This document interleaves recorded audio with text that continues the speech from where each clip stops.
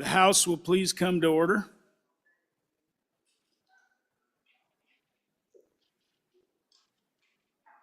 I would like to welcome everybody to the 9th day of the session, Thursday, February 22nd, 2024. Chief Clerk, please call the roll. Convening roll call for the 9th day, February 22nd, 2024. Allemand. Excused. Allred. Andrew. Angelos. Excused. Banks. Bear. Berger. Brown. Burkhart. Byron. Chadwick. Excused. Chestick. Clouston. Conrad. Excused. Crago. Davis. Eklund. Haraldson. Harshman. Excused. Heiner. Henderson. Hornock. Jennings. Knapp. Larson Lloyd. Excused. He's getting close. Larson JT. Lawley. Locke.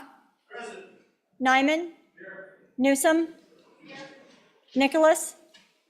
Nemec. Northrup. Oakley.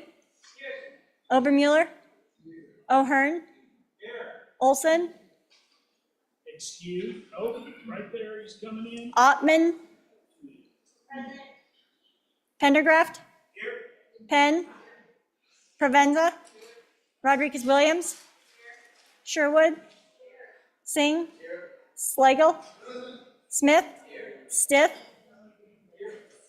Storer. Strock. Stivar. Tarver. Trujillo. Walters. Ward. Washut. Western. Winter. Wiley. Yin. Zwanitzer Dan. Zwanitzer Dave. Speaker Summers. Allemand. Angelos. Chadwick. Conrad. Harshman. Larson Lloyd. Olson. 62 present. Wow, that's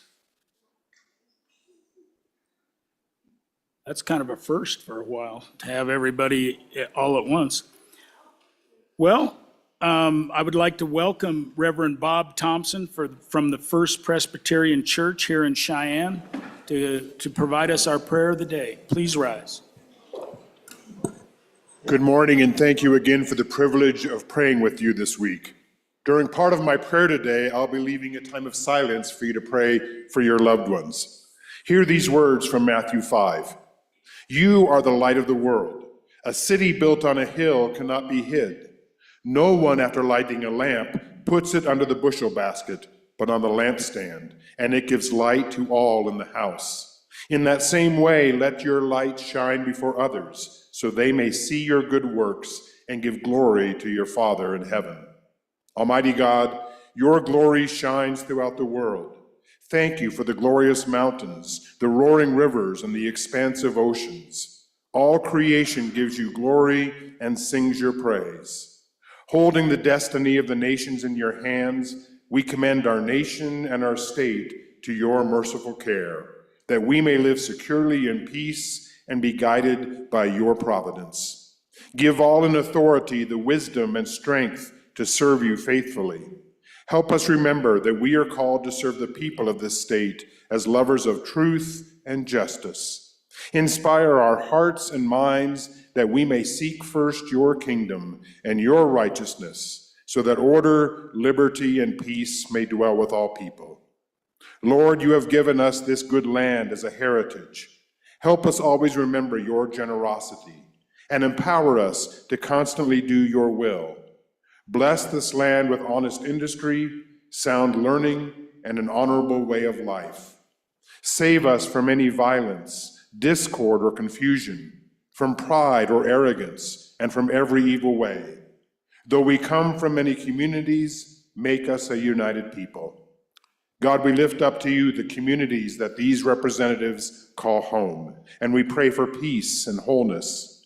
Give each citizen strength of purpose and concern for others, that our communities can be shining lights on a hill, displaying the love of neighbor that you have called us to.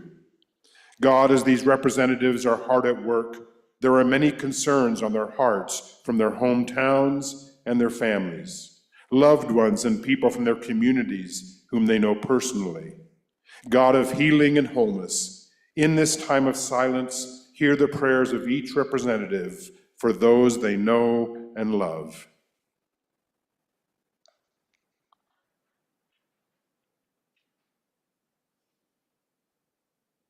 Sovereign Lord, bless these representatives of the great state of Wyoming with energy and strength for the work that is before them today. Help them to consider each item through your eyes, and may their decisions reflect kindness for those who are hurting, comfort for those who are troubled, and justice for the oppressed. May their work reflect the motto of this state, ensuring equality to all of its citizens. God, I place each representative into your caring and strengthening arms. Keep them healthy and give them your peace, the peace that only you can give. In Christ's name I pray. Amen. Amen. Please join, well, first of all, thank you, Reverend Thompson, for that prayer and for the prayers this week. We appreciate your service to us and your service to the people. Please join me in the Pledge of Allegiance. I pledge allegiance to the flag of the United States of America and to the republic for which it stands, one nation under God, indivisible, with liberty and justice for all. Hope you have a short day. I will. Actually, I will see. I'm not coming to the meeting tonight. We're going to be in the presence. Mr. Speaker, thank you again. Hope you have a shorter day than yesterday. So does Gwen. Gwen and I are with you on that. Yep.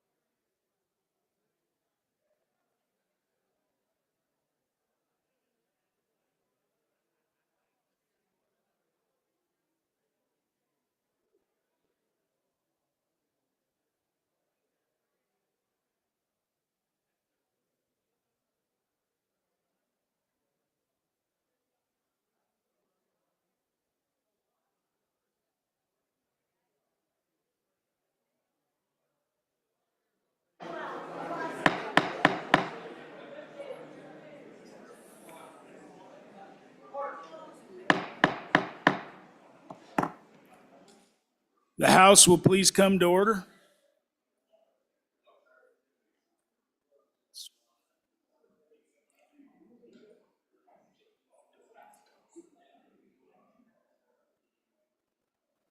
All right, let's find our seats. Journal Committee report.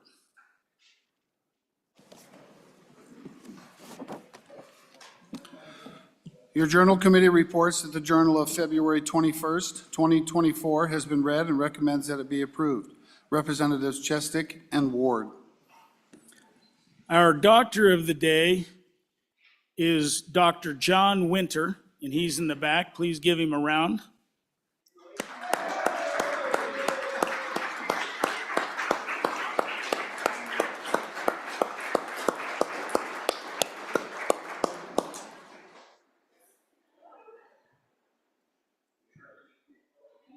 Earlier today, I asked the other John Winter in the body if he was the doctor of the day, and he assured me he could float my teeth. But other than that, that was probably about the extent of what he wanted to do. Somebody, I think it was maybe a member of staff, said it was National Margarita Day. That's worth noting as well.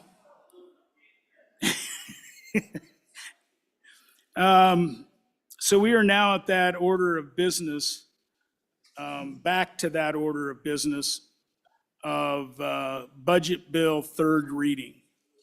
And so, yes, we still have amendments. I'm going to count them up here. Maybe somebody else did. 17 or 18, somewhere in there. All right. So the next amendment for our consideration. First, was there any privileges? Did anybody have any privileges of the floor before we get wound up? No? All right. The first amendment for our consideration, or the next amendment for our consideration, is third reading amendment number 68. Representative Hornock. Thank you, Mr. Speaker. I bring third reading amendment number 68 to House Bill 1 and ask for your favorable consideration. This amendment deletes section 325 in your budget book. And let me explain what 325 does, just so you know what we're talking about. Because the other morning, we had a great discussion for a half an hour about our retirement system. So I'm expecting another half an hour on this one, right? We'll see. We'll see how the coffee worked this morning. But if you go to your budget book on page 151, the top two lines of that page say this: these payments shall be used to pay a member's share of retirement contributions without any salary reduction or offset for state employees. So what we are doing with this section in state statutes is that we are actually going to make up the difference. So we're not talking about the overall fund that funds retirement. We talked about that the other day. But in that conversation, we did talk about something, because we are raising the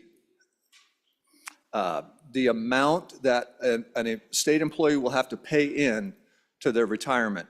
And we're doing that to make the fund whole in a shorter amount of time.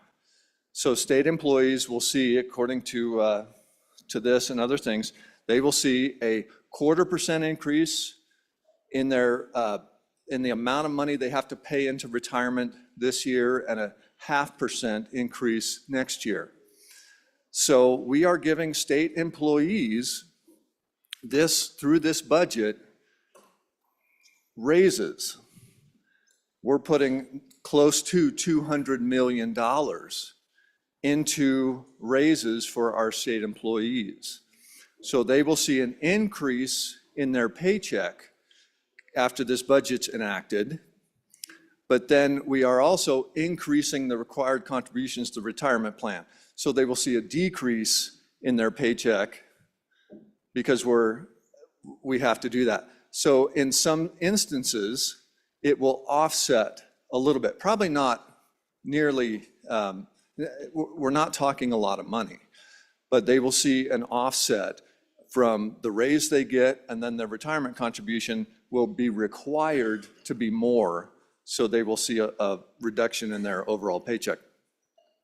This is a policy issue for us, because in this budget, instead of requiring the state employee to pay that increase, that 1/4% or the 0.5% increase over the next, over this budget cycle, we're gonna pay it with this budget. Do we want to do that? Is that what we want to do with our state funds? So I'd be happy to answer any questions. It's my opinion that that is the wrong way to go, but I'd like to hear from the body on this. Thank you. Representative Alaman, for your first time. Thank you, Mr. Speaker. I think we need to look very close and hard at this because it is affecting almost 20% of the people in Wyoming. And I would like for these people to know how we voted. So I'm going to ask for 12-4 rule that we have a recorded vote on it. Thank you. Just so you know, Representative, it is a roll call vote on this. It changes money. So it is a roll call vote anyway. No, it is.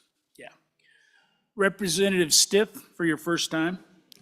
Mr. Speaker, members, on and against this amendment.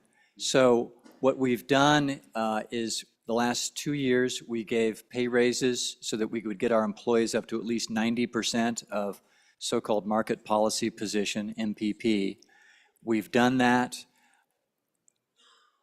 to keep the state pension plan on a sound, even keel.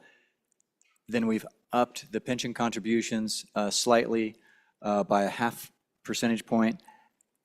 And what we've required is that the employees chip in half of that additional 0.5 point, so 0.25%.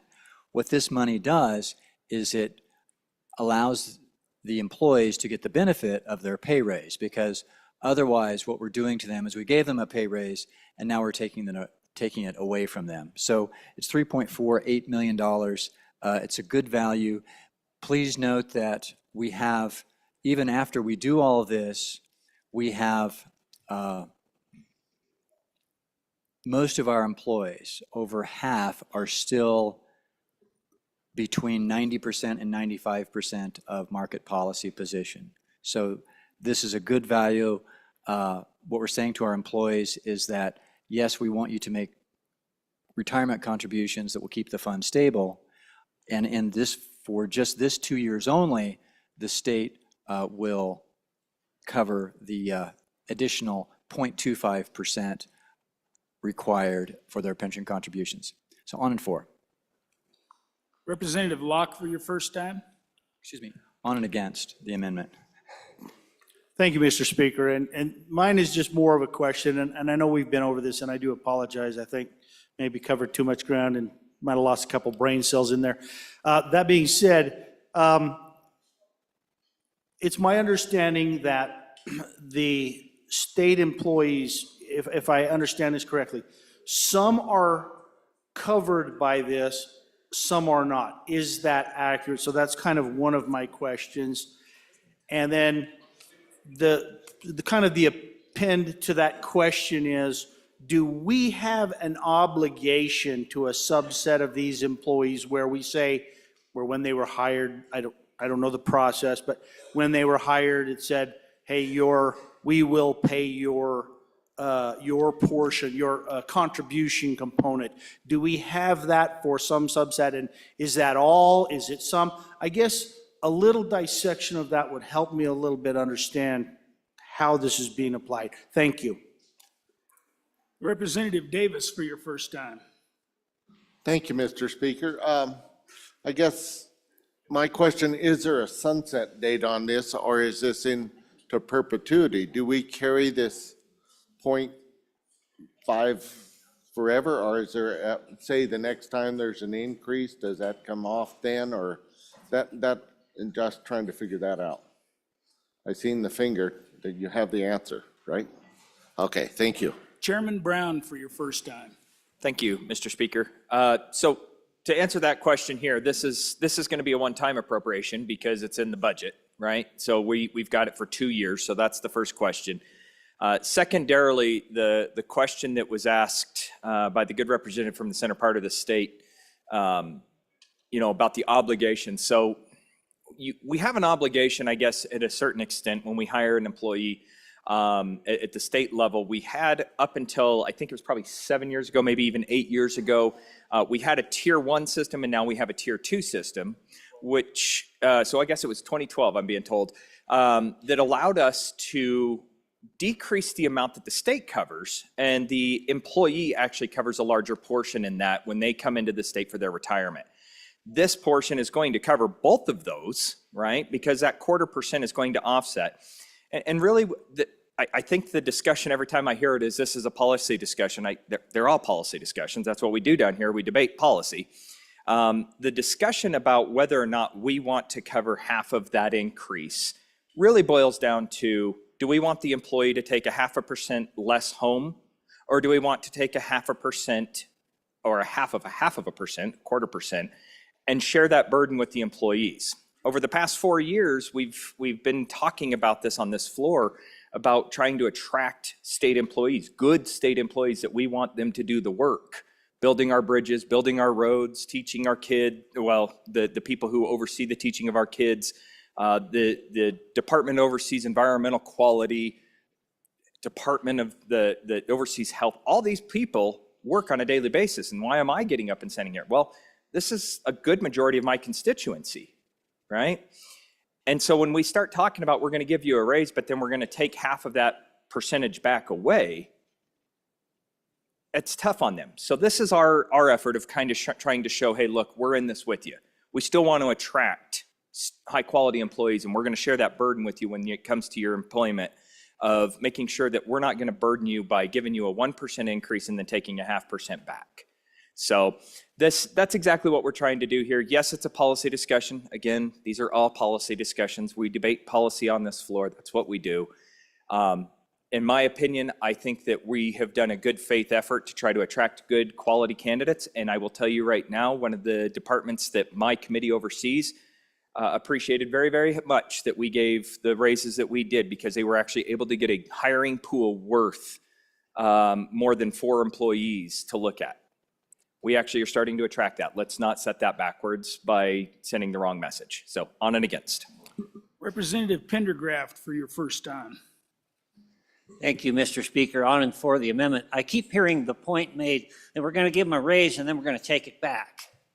No, we're not taking it back. It goes into their retirement fund. It's actually a deferral, and it's going to earn some interest in there. I worked hard all my life. Almost all the time I worked for myself. For a while as a partner, for a while I was a soldier.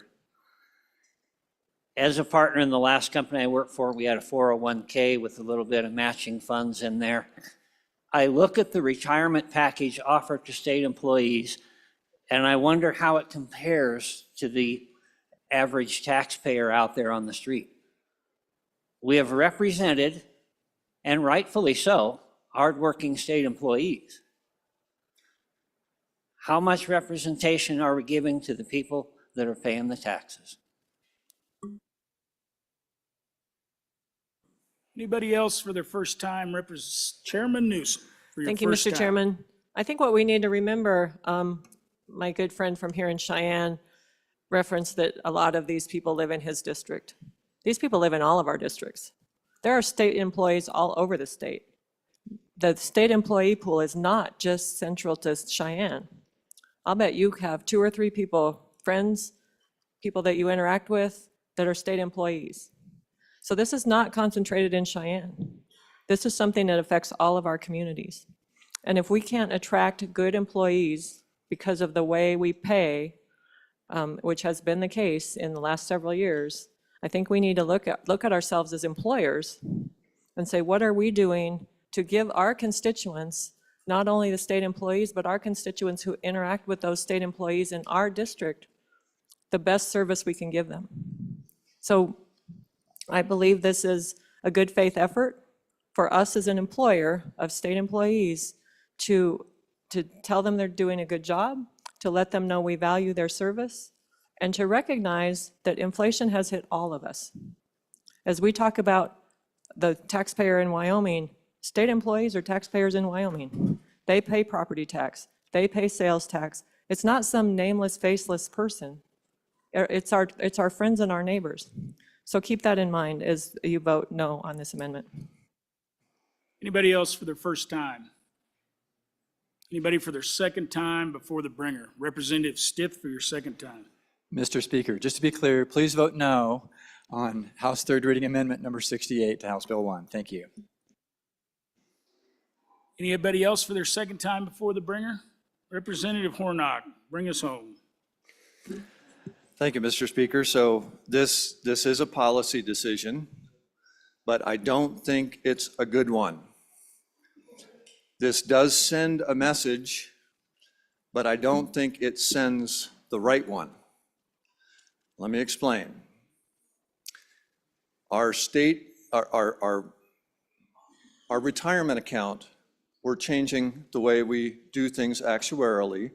So everybody that pays into that retirement account is going to be required to pay more. We're giving the state employees, and they're listed here, state executive, community college, University of Wyoming, legislative branch, judicial branch, that kind of stuff. We're giving state employees raises in this budget. They're not the only ones that pay into this account. There are county employees, there are city employees that also pay into our retirement account. So we're giving our state employees a great bonus, but we're leaving out a lot of others that we interact with as well. That's not a good message to send. That's not very equitable. Second thing is I want to tell you that if you vote against this amendment, you get the great opportunity to go and, as you campaign this summer and knock on doors, to go and thank every single person you talk to for paying for our state employees' retirement. Because essentially what you're doing is you are going to then require everybody in the state that pays taxes, this is what we're doing, this is all tax money that we're spending here. So everybody within the state that you talk to, that you go and you knock on their door, they are paying this, they're paying our state employees' retirement. I don't think that is a good message to send them either. I would highly recommend voting for this amendment, which will eliminate this section of our budget. Thank you. Chief Clerk, please call the roll on third reading amendment number 68 to House Bill 1. Allemande? Allred? Andrew? Angelos? Banks? Bear? Berger? Brown? Burkhart? Byron? Chadwick? Chestick? Plouston? Conrad? Crago? Davis? Eklund? Haroldson? Harshman? Heiner? Henderson? Hornock? Jennings? Knapp? Larson Lloyd? Larson JT? Lawley? Locke? Nyman? Newsom? Nicholas? Nemec? Northrop? Oakley? Obermueller? O'Hearn? Olson? Ottman? Pendergraft? Penn? Provenza? Rodriguez Williams? Sherwood? Singh? Slagle? Smith? Stiff? Storer? Strock? Stivar? Tarver? Trujillo? Walters? Ward? Washut? Western? Winter? Wiley? Yin? Zwaniter Dan? Zwaniter Dave? Speaker Summers? Are there any changes? Are there any changes? Closing vote. Vote closed. 20 aye, 42 no. Third reading amendment number 68 to House Bill 1 has failed. The next amendment for our consideration is third reading amendment number 69. And that, I think, that's Representative Provenza.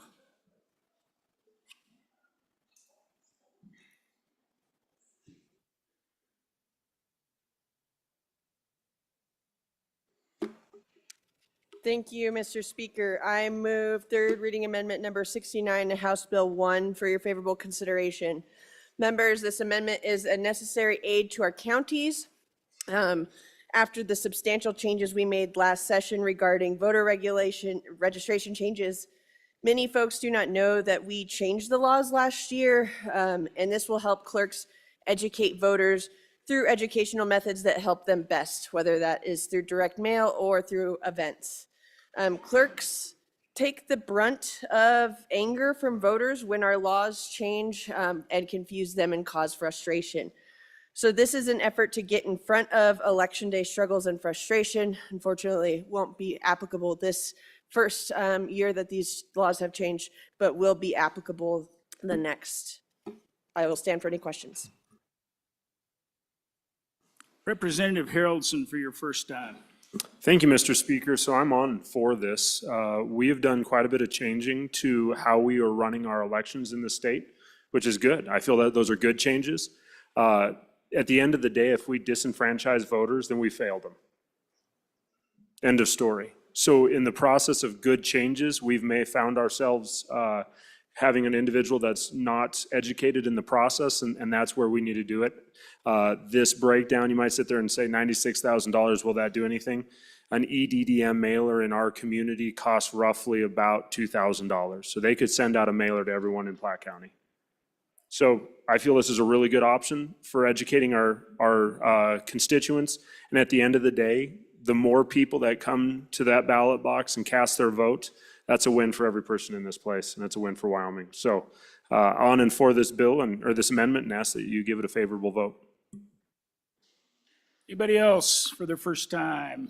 Anybody for the second time before the sponsor? Representative Provenza. Thank you, Mr. Speaker. Thank you. I agree with the previous speaker. I hope that you'll vote aye. Thanks. Chief Clerk, please call the roll on.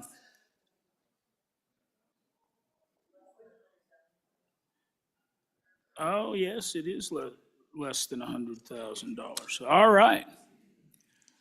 I think that is accurate, and even though my little cheat sheet says differently.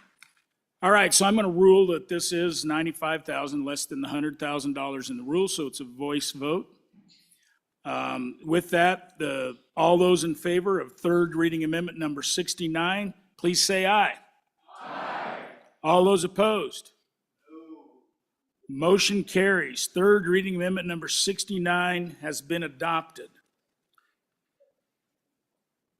The next amendment for our consideration is third reading amendment number 47, Representative Western.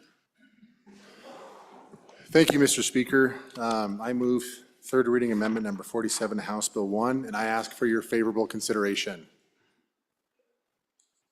So members, obviously last week my hometown community went through a pretty traumatic event. It was the first time in multiple generations that an officer was killed in the line of duty. I know we can't use names, but this particular sergeant was serving an eviction notice. The perpetrator opened the front door and killed the officer right then and there. Our law enforcement walk the thin blue line every single day, and while they are rare, they still happen. What this budget amendment does is I think it helps offer him, his family, the security that they deserve going forward. The amendment itself, what it does is it increases the spouse death compensation benefit for this particular sergeant's wife and his family. Currently on the books, a spouse gets 62.5% of their salary in perpetuity. What this amendment does is it bumps that from 62.5 to 90. I'm sure some of you are probably wondering, well, what do some of our surrounding states do and across the country? And it's pretty varied. Some, it's right in that 60s range, in the 70s. And there are some states who do it 350% of salary. So to walk through some of the numbers with you, this particular sergeant was making about $79,000 a year. So you can do the math. 90% of that is, roughly $70,000. This goes on in perpetuity, and for the particular, in this situation, their 2-year-old kid will get 6% of that until they're the age of 18. So that's what the amendment does. As you can tell, it's after January 1st, 2024, going forward in perpetuity. And I will stand for any questions. Thank you, Mr. Chairman.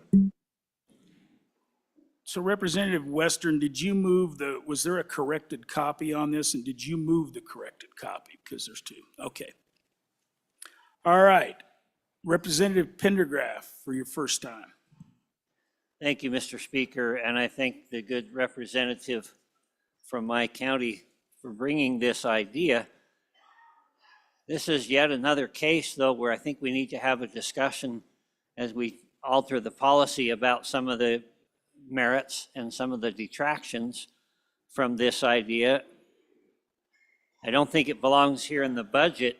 I really like the idea of bumping it to 90%. I have some reservations about perpetuity.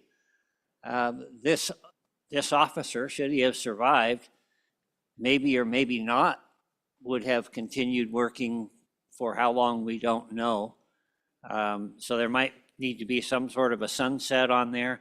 There's also the issue of remarriage. What happens in the case that this individual goes and marries someone else? Normally there would be some sort of an adjustment in the natural play of things. I don't have all the answers. Some of you think I don't have any. But this is a policy discussion that should be hashed out, should be worked out in a bill, and I would be glad to work on that bill with anybody that's interested. I just don't think this is quite the place or the way to do it. Thank you. Representative Jennings for your first time. Thank you, Mr. Speaker. So this event was certainly tragic, and certainly one that should bring our compassion out. And I would challenge this body, if we put together some kind of little GoFund or something like that. I'm probably one of the poorest legislators here, but I'd even be willing to contribute some of that. But you're asking me to take money from my other constituents. I have many constituents that have lost a loved one. Where do we stop? This is as special of a law as it gets. We're trying to do something that's good and totally laudable, and the good bringer, I totally agree with the sentiment. But I don't have the right to take money from my other constituents to pay into a tragic event. There are things that are already provided, life insurance. The outreach in our community has been very good, and as it should be. And I would encourage everyone to help this widow out. We've reached out to her, some other people, but this is not the place. We don't legislate in the budget, set something in perpetuity. We do that in a bill, and we don't pick and choose winners and losers for a special law. Where do we stop once we begin to do that? On and against. Chairman Washut for your first time. Thank you, Mr. Speaker. On and in favor of this amendment. this doesn't fund anything into perpetuity. It funds it for the biennium. And I believe that, Joint Judiciary could easily take up this as an interim topic to maybe put language like this into the green books. These funds are coming out of the pension funds, which are supported by our employees and their employers. So some of these are going to be municipalities, some of them are going to be other governments, right, besides just the state government. And it's very common throughout America for states to have language like this in their statutes to provide an enhanced benefit for those who serve on behalf of all of us. And they take tremendous risks on behalf of all of us. And that's why it's appropriate for us as a legislature to recognize their service and sacrifice in those rare instances where their life is taken from them in service to all of us. So I encourage an aye vote. Representative Bear for your first time. Thank you, Mr. Speaker. On and against the amendment, I have sent out an email to the body with a compelling story about Davy Crockett and an issue very similar to this one. I encourage each of you to read that story. I cannot do it justice, but the bottom line is this is not ours to give. We're talking about our taxpayers' dollars. This is not ours to give. If we want to give, there was a speaker from the area off I-25 going north that spoke about this, and I agree with him wholeheartedly. This is not ours to give. If anybody used a proper name, we don't do that. I missed it. But Representative Stivar for your first time. Thank you, Mr. Chairman. On and against this amendment. Being a veteran, being a combat veteran, I signed on the dotted line. We got SGLI, that's it. I don't think we need to be taking taxpayers' money and paying for something like this. That was his choice, and he was a combat veteran too. Same MOS I had. Infantry, front line. On and against.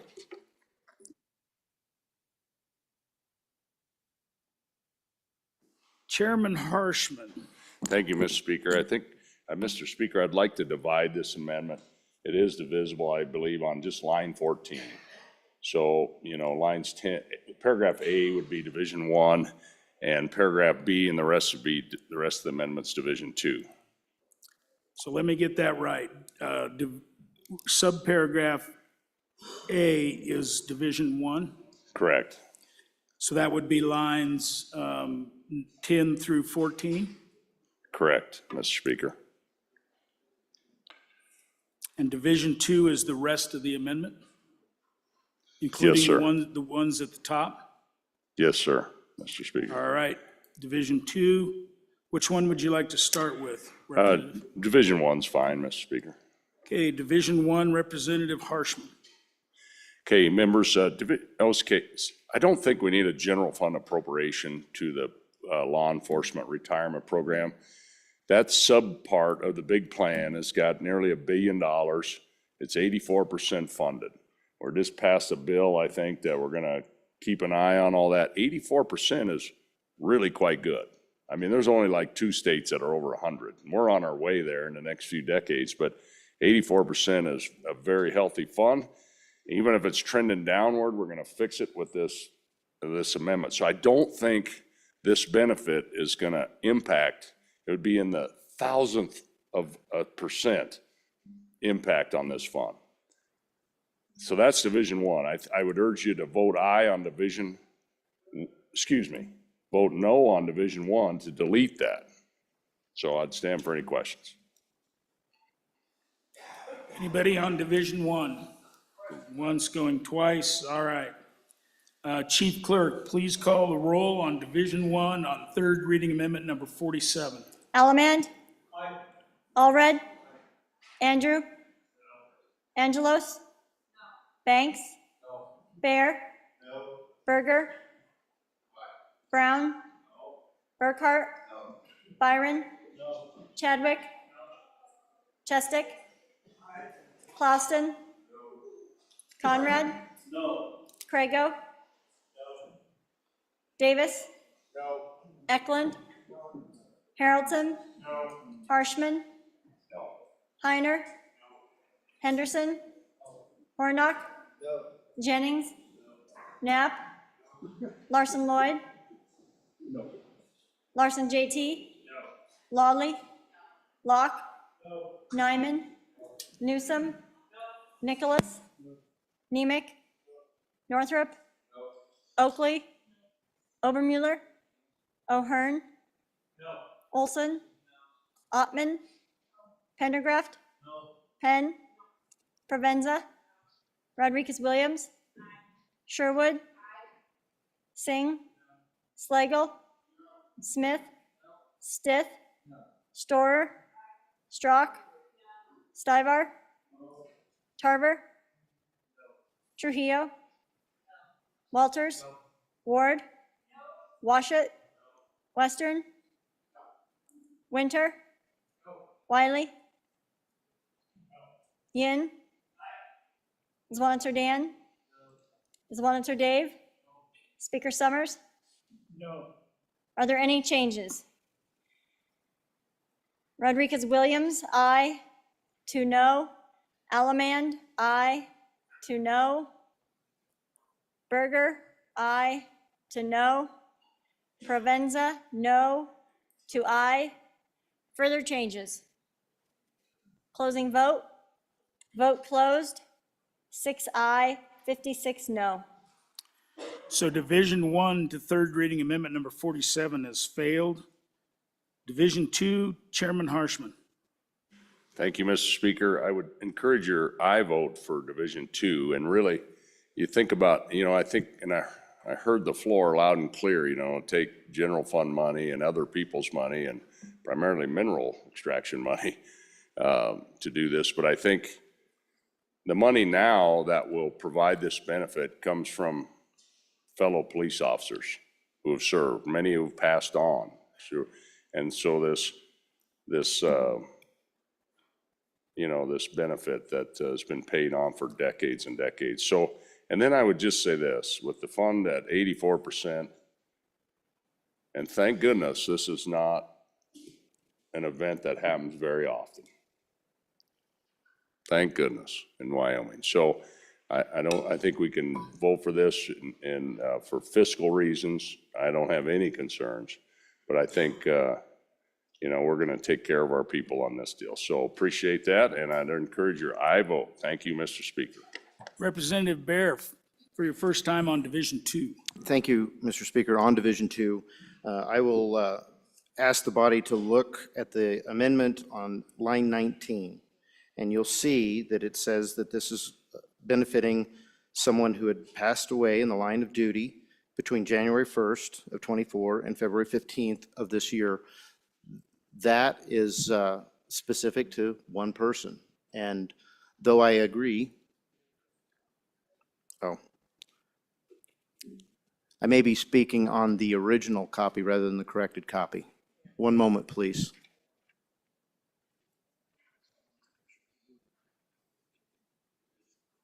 So Representative Bear, I was distracted, so I'm sorry. Mr. Speaker, I was speaking on the uncorrected copy, and so I'll withdraw my statement. Okay. Representative Davis, for your first time on Division 1. Thank you, Mr. Speaker. I guess I have a couple, I'm not opposed to this, but I think this needs to come in the form of a bill, so that we can actually debate the merits, pros, and cons of this and how it would be set up. And my second question is, if it's in a budget, would that just be for 2 years, or would it be something that we want to enact along? Thank you. Representative Wiley, for your first time on Division 2. Thank you, Mr. Speaker. I would like to stand in support of this. I understand what we're talking about, being cautious about the people's money, but what we have to understand, these folks that choose law enforcement is a career path, and it is a choice to go into it. They stand into the gap, and in serving our communities, they sacrifice countless hours. Birthdays, Christmases, Thanksgivings, those are memories that they didn't create with their families. Pardon me, I'm a little biased with my family, so that others can have those memories. So God forbid if something happens to one of these people, that give us this guardian of the night so we can sleep well. At least we can do is take care of their families. They're not going to be able to create any more memories. I'm in support. Representative Yin for your first time. Thank you, Mr. Speaker. So again, this is a very rare event. The last time I believe it was reported that a peace officer died in the line of duty was in 1997 in Wyoming. So again, very, very, very rare event. I think it is worthwhile to talk about it in the bill, but the question before us now is, do we help those that can be helped and are affected by this today? The budget bill only is in effect during the budget session, and so if we want to continue this in the future, we will have to discuss it in the bill. But I think the question before you is, do we want to help the families that are affected by this right now, today? And I would urge you to vote yes and support those families and the communities for the sacrifices that they've made. Thank you, Mr. Speaker. Representative Ottman for your first time. Thank you, Mr. Speaker. For a young man, I assume he's young, to be killed at work is not good, especially when he leaves the family. But I'm just wondering a couple of things. Number one, what are the benefits that he receives as an officer? I would think that that is under consideration in that department. Number two, what about the pole climbers with the electricians? What about the firemen? What about, there's so many. Are we going to include anyone and everyone? Also, I would like to just ask this, not for an answer out loud, but this is important. And in my community, we see people that have lost their homes or lost someone, and those people stand up and they help people get furniture, they help people with their incomes, they help people. So what are we personally doing before we ask the whole state to help one family? So just some questions to think about, but I really would like to know what, and I think somebody here probably does know what the officer benefits are. Thank you. Representative Pendergraft for your first time on Division 2. Second time. Oh, it is? Let's see. No, I only have you one time on Division 2. Okay, so you got another one too. All Thank right. you, Mr. Speaker. I never was very good at counting. This is a tough one, guys. As a soldier, as was mentioned earlier, I put my life on the line, and quite frankly, at that age, wasn't really thinking much beyond the day. And I'm sure that this young officer was somewhat the same. You kind of feel like you're invincible and things are never going to go wrong. I really appreciate the idea of moving it from 62 to 90%. I can even see my way clear, as was brought to my attention by a good former officer from the central part of the state, that soldiers' relatives may receive a payment for the rest of their lives. My only problem with this, and as I stand here, I'm a little undecided on how I'm going to vote on this second half. My only problem with this is a policy decision that needs to be debated. There are a lot of factors that go into this that we need to be able to work out and work through, rather than just reacting and, well, we got to do something, so we do this. So I'm going to ask a question, and I hope somebody would answer that. Is it conceivably possible that this body could do a resolution to provide, in this particular case, and then bring this up in the interim as a topic to work this out and give it all of the attention that it duly deserves? So I would like to hear an answer for that if I possibly could. Thank you. So Representative Pendergraph, we did distribute a resolution in support of the family. No money associated, but Representative Conrad for your first time. Mr. Speaker, thank you. And first and foremost, I'm on this bill and in favor of this bill. Let's be clear, we've debated here, unfortunately, and to the dismay of myself and many others, specifically probably the family, the merits, the detractions, and I also heard proper time. My rhetorical question to you is, when is a proper time? Is it the next unfortunate tragedy we see or experience? I've heard a great deal about soldiers in combat. I'm an example of that. But let's not lose sight of the fact that there is a family out there now mourning, that now will never see, as a previous representative pointed out, the merits of that family, those reunions, those birthdays, etc.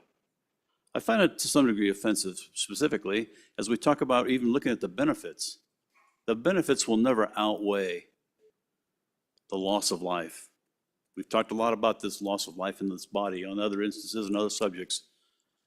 But you know what, ladies and gentlemen, we're making this more difficult than it really is. We've heard a path forward. The path forward is to pass this amendment to support that family, and fortunately, maybe that will be the only family. But then we can revisit this and pass a bill that reiterates and, more importantly, reinforces or updates the statutes as we have. My fellow representatives, each and every one of us, our lives are protected by those folks who serve unknowingly, behind the scenes, at all hours, just as we did as combat veterans. But in this case, today, in 2023, find it amongst yourselves, within your heart, to think about the loss of life that we've experienced here in this state, because we're all a family. Vote aye on this amendment. Thank you. Just a reminder, we're debating issues, and we don't need to call proposals offensive. Representative Craigo for your first time. First for a second, Mr. Speaker. Anybody else for their first time? Representative Rodriguez-Williams. Thank you, Mr. Speaker. On and for the amendment. There's a few of us in this room that have worn the badge and understand the impact that a death of a fellow officer can have, not only within a department, but within a community, and the impact it has on the family. The reality is there's some wonderful resources in this state that are going to be provided to this family because we're a caring community and caring state. There is a fund, an account that's set up at First Federal Bank and Trust in Sheridan if others feel compelled to donate personally. I just want to share that on and for the amendment. Anybody else for their first time? Chairman Zwanitzer. Thank you, Mr. Speaker. Also in favor of the amendment. And I want to let you know, you're not just doing it for this family and this officer. After something like this happens, I mean, every police officer in the state this week, every morning, probably woke up and said, what if that's me? Every one of their spouses said the same thing, and every one of their kids who's old enough to read said, what if that's my parent? And so, as we all know, society's getting a little tougher to operate in, and people are getting more aggressive, and bad things are happening. And I think it's getting tougher and tougher for those people in this line of work to say, I want to get up every day and do this. For their spouse to say, I want to, my husband or my wife to leave every day knowing the risks. And so not that this is the end all be all, but knowing that your family is going to be provided for if something bad does happen to you, I think gives everybody maybe just another inch of peace, knowing that if you do your duty and you do your job, that if the worst thing happens, at least everything, that I leave behind is going to be cared for and protected.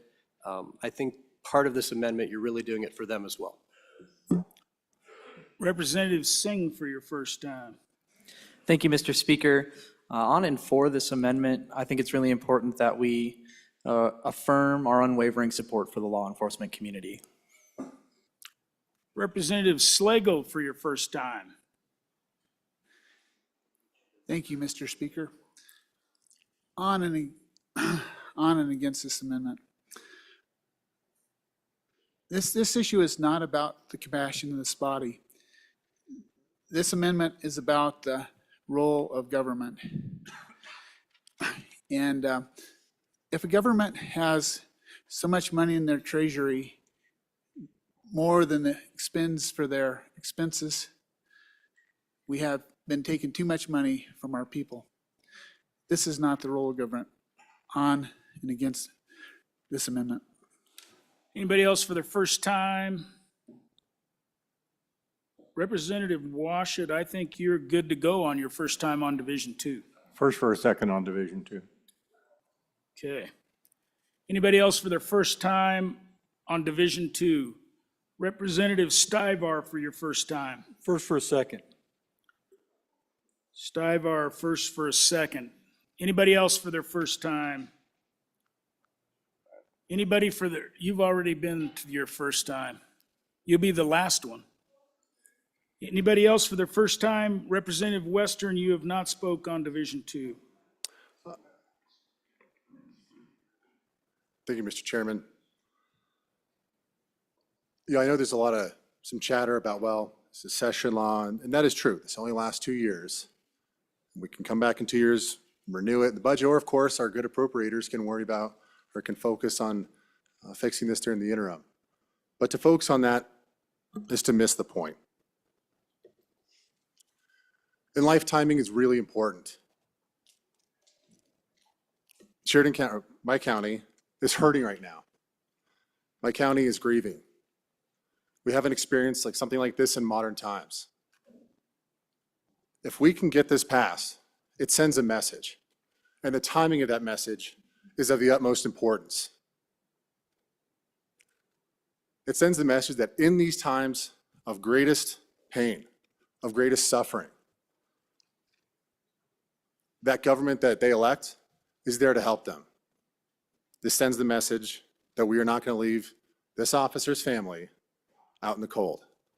There's been an incredible outpouring from the community, but that's the community, private citizens and nonprofit organizations.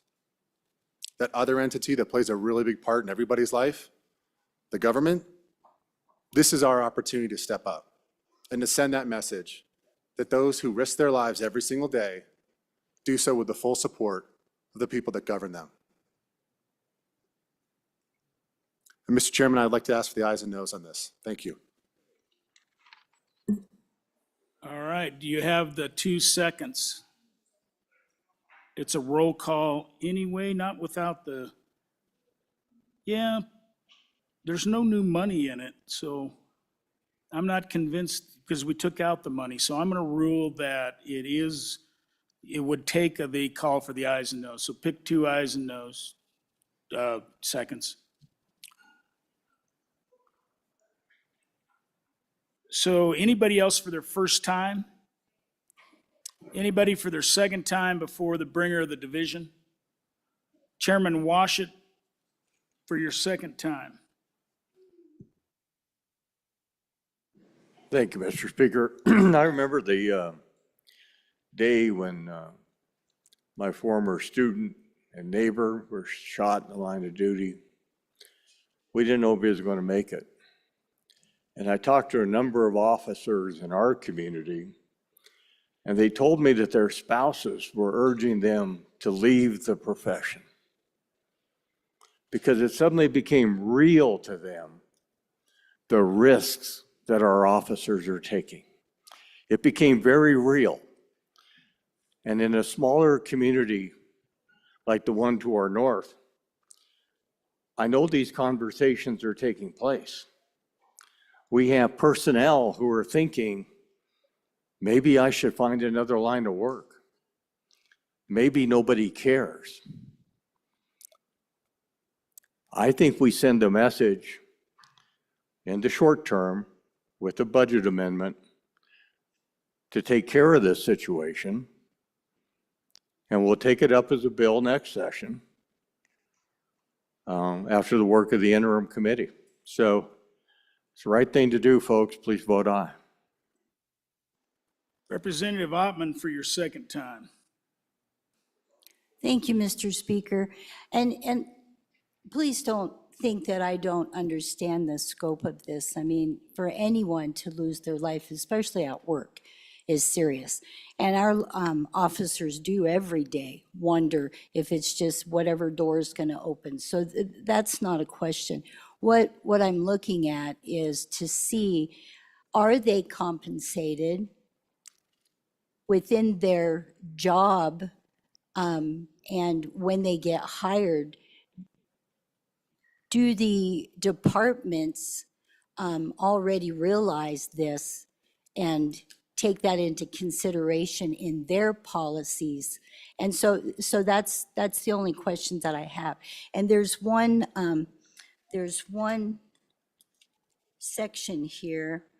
It's 99-3-432P, and it says, as used in subsection J, the officer's salary for purposes of determining death benefit payments shall be equal to the greater of the officer's highest salary, average salary at the time of death as defined in subsection E, or the officer's final actual salary at the time of death, which means the gross salary paid to the officer during the last full month of credited service. And then it does go down into the spouse and the child. So there are things in place. And I think as communities, especially those of you that are touched personally by this family's loss, this is a prime time to show your giving. It's really easy for us to give, we see a bank account that has lots of money and we want to write checks. But what are you going to do personally to help this family? And I'm really glad to hear that there is an account set up. And just to know, I mean, our highway department people, they work in treacherous jobs. I mean, there's people killed often in different lines of work. And while it's not that I'm not sympathetic, I just want to make sure that we as policymakers are doing what's right for the people of Wyoming. And if we want to change this and make a bill, let's have at it. If we want to give those departments more money to provide better death benefits, then let's have at it. But to move on emotion at a time like this, we have other people that may not agree with us. So that's all I have to say. I'm going to be a no. Thank you. Representative Pendergraft for your second time. Thank you, Mr. Speaker. On this floor, we practice decorum, and the reason that we do that is just try to take emotion out of it. We want to be able to look at things rationally and from a perspective that weighs as many different aspects of any argument as we possibly can. The previous speaker mentioned a big pot of money. There is a big pot of money, and that came about because of the contributions of people who are police officers, who are first responders. So as a representative, I have to take a step back and I have to try to take some of my own biases out of that. And I have to look at, who am I representing here? And I suspect that if you took a poll of the people that contributed and built this fund, that they would suggest that they want to help out this officer. Again, my mind, frankly, is not completely made up, but I'm trying with everything that I have to not make an emotional decision, but to make a rational decision. This needs to be brought as a bill so we can make a permanent resolution and have this discussion at large. Please vote your conscience. All right, anybody else for the second time before the bringer? I think we're over. So Chief Clerk, please call the roll on Division 2 of Third Reading Amendment number 47 to House Bill 1. Allemande? Allred? Andrew? Angelos? Banks? Bear? Berger? Brown? Burkhart? Byron? Chadwick? Chestick? Clauston? Conrad? Crago? Davis? Eklund? Haroldson? Harshman? Heiner? Henderson? Hornock? Jennings? Knapp? Larson Lloyd? Larson JT? Lawley? Locke? Nyman? Newsom? Nicholas? Nemec? Northrop? Oakley? Obermuller? O'Hearn? Olson? Ottman? Pendergraft? Penn? Provenza? Rodriguez Williams? Sherwood? Singh? Slagle? Smith? Stith? Storer? Strock? Stivar? Tarver? Trujillo? Walters? Ward? Washut? Western? Winter? Wiley? Yin? Zwanitzer Dan? Zwanitzer Dave? Speaker Summers? Are there any changes? Are there any changes? Closing vote. Vote closed.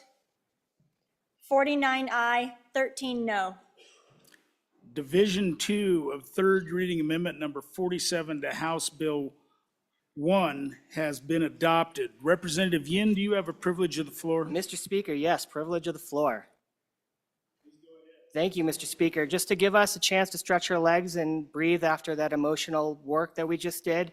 Members, I'd like you to say hi and welcome to folks from my neck of the woods, Teton County. And we have my mayor, Haley Morton Levinson from Jackson. We have town staff, Tyler Sinclair and Susan Scarlatta. So please welcome them to the People's House.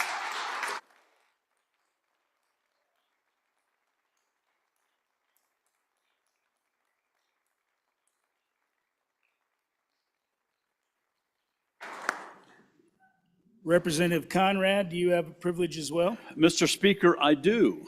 You know, it's a privilege to obviously be here and an honor as well, but more importantly, it's an honor to serve the great men and women of this state, specifically in the best kept secret in Wyoming, which is Mountain View, Wyoming. With that being said, I'd like to acknowledge and more importantly, respect and give a great hand to my great friends and colleagues. First, the mayor of Mountain View, Wyoming, Mr. Ayers, please. We also have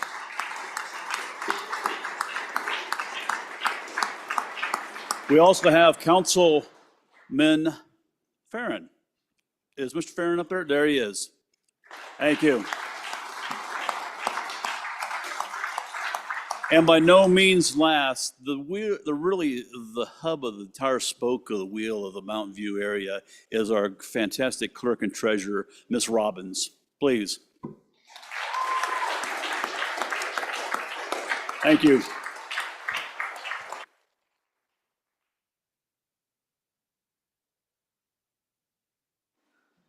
All right. Welcome Jackson and Bridger Valley. Mountain View, not Bridger Valley. All right.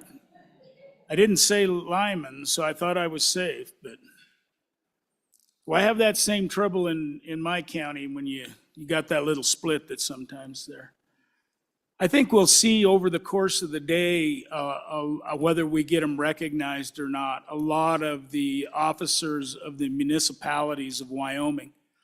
And I just want to take this opportunity to thank all the municipalities and all the workers in those municipalities for keeping our cities running and our towns running and for all the good work they do for the people of Wyoming.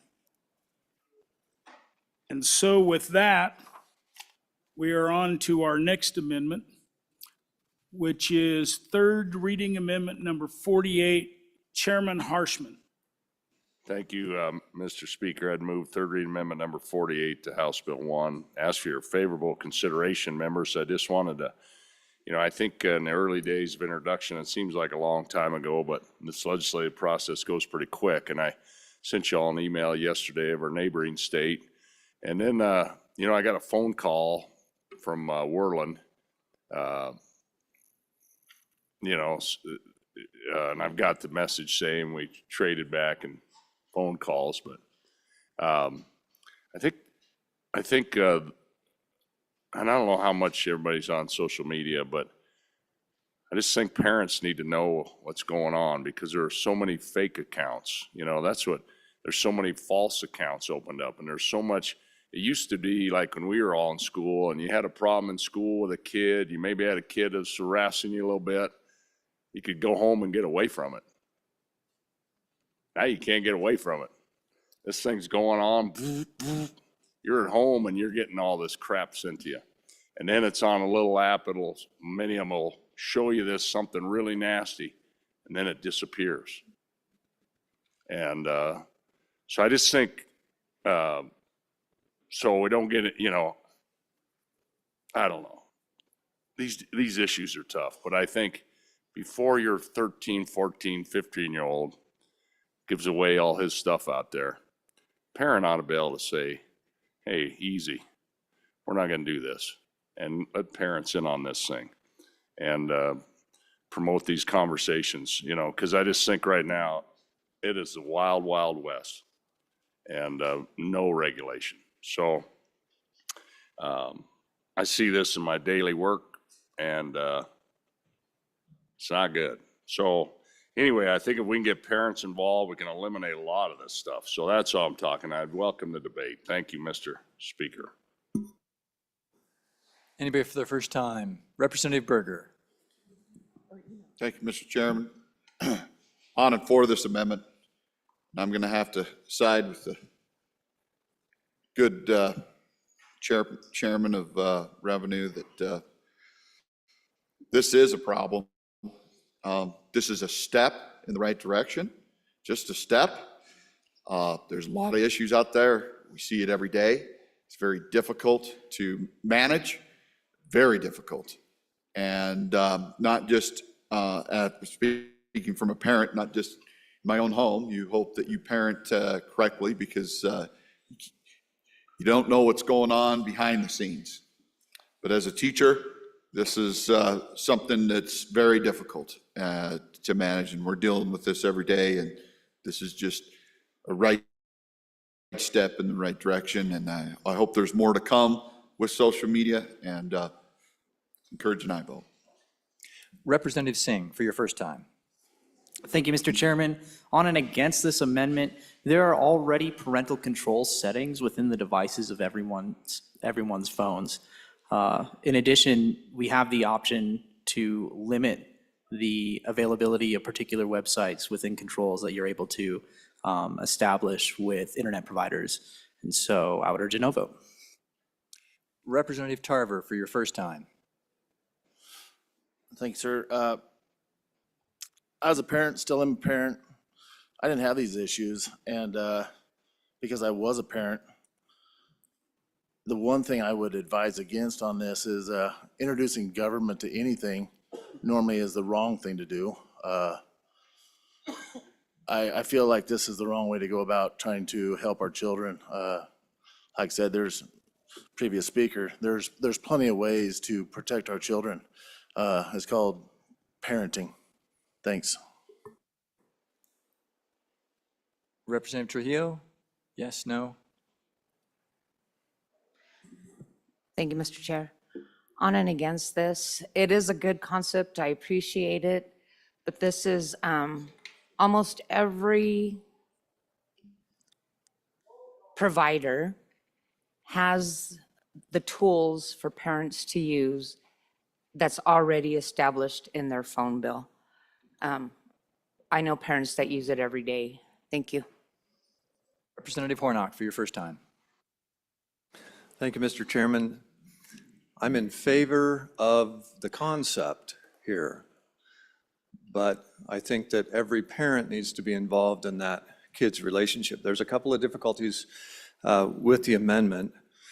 First of all, the Attorney General shall, okay, so we're demanding that the Attorney General make up rules and regulations of how to enforce this with every social media company. And we have one place in state statutes where we define what social media is. And let me read that to you. Social media means any electronic medium, including an interactive computer service, telephone network, or data network that allows users to create, share, post, or view user-generated content, including but not limited to images, videos, still photographs, blogs, video blogs, podcasts, instant messages, electronic mail, or internet website profiles. It pretty much covers the entire gamut of what we use for media services. So, that gets pretty sticky when we go to that level. If I start a website as as an elected official and I blog on my website, and then I get people to, come and watch my profile, do I have to abide by rules now? Am I now a social media website for my campaign? So this is going to get very, very difficult to enact. I just want to warn the body, great concept, okay? We all need to be involved in our children's media usage. Great concept, but good luck with this one. I urge a no vote. Representative Rodriguez-Williams for your first time. Thank you, Mr. Chairman.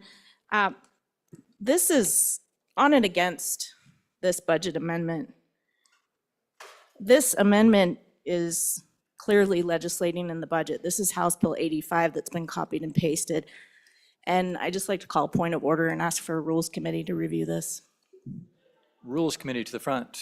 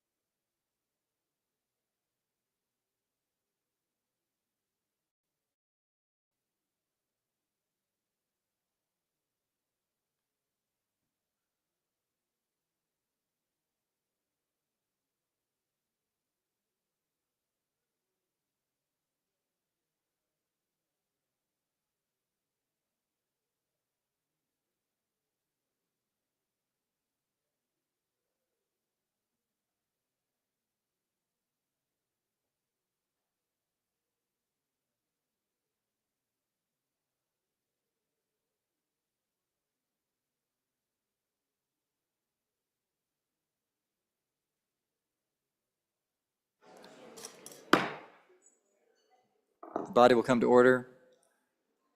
So the Rules Committee met.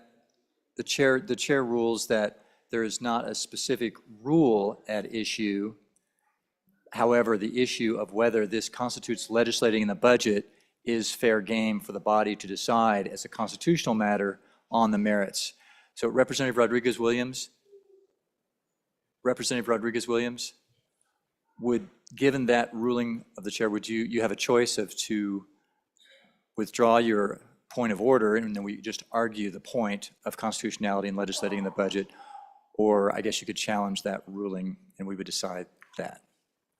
Well, how would you like to proceed? Thank you, Mr. Chairman. So I'll withdraw the point of order and continue to argue the constitutionality. Please proceed. Mr. Chairman, this budget amendment number 48, the content of it is essentially a copy and paste of House Bill 85, which failed introduction. There are some concerns here on page 1, line 15 through 17 specifically, where we talk about the Attorney General's office shall establish rules to require social media companies, et cetera. This clearly is something that should be in a standalone bill. And again, I would just stress the unconstitutionality of this sort of action. We would be here to midnight every night if all of us took bills that failed introduction and embedded them into the budget as budget amendments. And so I think we need to be very cautious as a body when we do this sort of thing. And again, unopposed. Representative Conrad, for your first time. Hey, Chairman, thank you. And I appreciate the conversations, most importantly, the Rules Committee, et cetera. My standing in front of you today is not to debate the constitutionality nor the applicability of this. My point is to share with you just a few instances where this resonates with me. I love and have an unbelievable respect for the representative out of House District 52. I will share with you and stand before you that you're looking at an imperfect parent here. The comment was made that this belongs in the home as a parent. Well said. I share with you a note, or more importantly, an article that appeared recently as a large news outlet. And Representative Pendergraft, what's your point? The discussion is on the constitutionality, and the speaker specifically said he was not here to discuss the Representative Pendergraft, I rule that point of order is out of order. Representative Conrad, please proceed. Thank you, Mr. Chairman. I want to share with you just an instance as it relates to the bill itself. There was a family, and this was articles in a large newspaper outlet in Salt Lake City, I can say that. I want to share with you a recent decision, or more importantly, an instance that occurred with this family as it related to social media and unfortunate suicide that occurred. You may Google Valentine suicide, Utah. But let me quote. This family said that their son was a big kid with a big heart. They had no idea some of the inner struggles he was facing. Since his death, the parents learned that this son suffered largely due to the effects of negative social media. Quote, we didn't know our son was struggling with depression because he was using an application that begins with an S and then deletes those conversations. And when they did their phone check, we didn't know. You know, we looked at his text and they didn't say anything. It wasn't until later they found out things that he viewed or saved on different social media platforms, like one that begins with U and another one that begins with T, that he was looking at depressing things, like he was addicted to almost to that. They said... Representative Conrad, appreciate the statements, but please don't read from a statement. Please keep it to the bill. Your reasons you want the body to vote aye or no. Thank you. Thank you, Mr. Chairman. I conclude by showing you there's a multitude of states out there in our great nation that already has some laws and boundaries that keep these things in check, that will prevent the loss of lives in the future. I do welcome the discussion as we move forward, if it's not today, more importantly in the interim session. So thank you for your consideration and listening. Representative Ward, for your first time. Thank you, Mr. Chairman. As a parent, of two daughters I think are very beautiful and very proud of them. I don't want the state in my business telling me what I can and cannot approve for them to see. I have a very good relationship with them. I know when they are on social media, I'm one of the friends of theirs on social media. There are apps that can do this also. There's a app that begins with a company with G that allows you to see everything that's installed on your child's phone or computer. This is already covered. I just don't think it's the business of the state to be in between the parent and child relationship like this. If the parent will not, the state cannot. The state is not in the business of being a parent. Representative Angelos. Thank you, Mr. Chairman.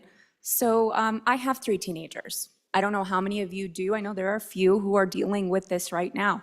My teenagers do not have social media. That's my right as a parent. They do not have it. My 18-year-old got social media when she became an adult at 18 years old. I do have the parental controls on phones. That's what we've chosen to do. It is a parent's choice. And let me also remind you that 3 states currently, federal judges in 3 states have blocked this, saying that it violates free speech. So we're just going to end up in a lawsuit over this. Parents are going to give their kids permission. They're doing it now. They allow them to download the apps. They allow them to log in. This does not fix the problem. I do understand the concern.